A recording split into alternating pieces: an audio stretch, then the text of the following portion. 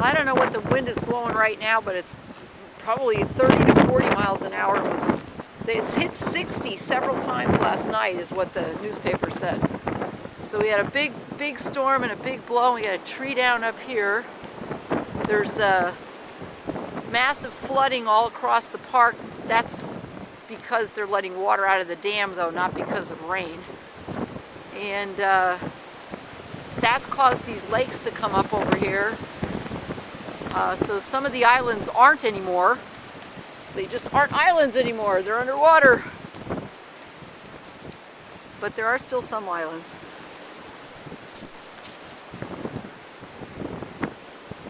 There's a lot more water in this park today than there was yesterday. That wind is something else. But it's not cold.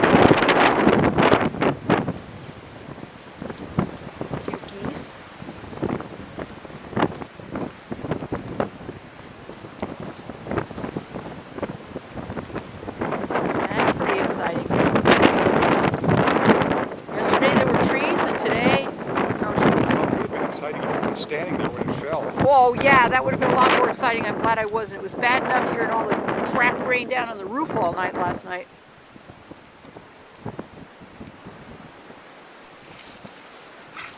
Yeah, there's Wolf. She's got to go get in the creek, well, or ditch, or whatever this is. Everything's got a lot of water in it, and it's all flowing fast. Let's see here. This is an item from an old video I made a few years ago.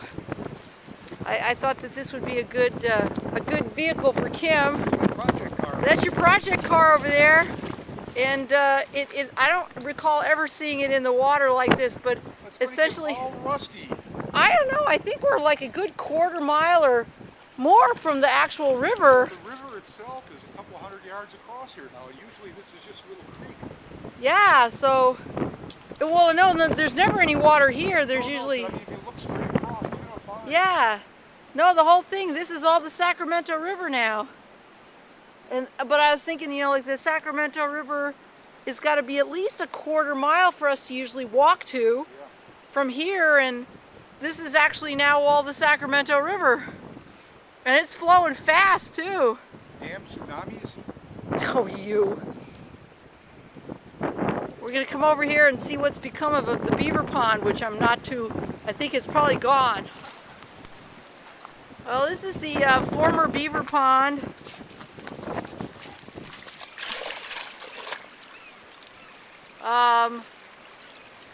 And it doesn't look anything like it normally looks because it's kind of been washed away. You can kind of see where our little trail would go way across over there. And that's all obliterated. Doesn't look like there's any dry land at all between us and where we would normally walk to the river back and the trails in there. That looks like it's all completely underwater. And we look over here. I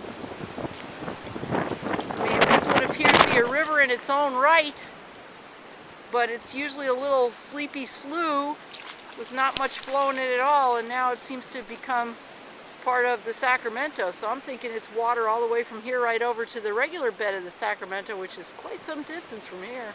It's amazing. He probably opened up the Mexican dam to wash the illegal immigrants into the United States. To wash them into the United States? Well, they want to get rid of them. Oh, I see. Well, the logic of that's debatable. Well, there were thousands of Mexicans floating down the river last night in like garbage cans and stuff.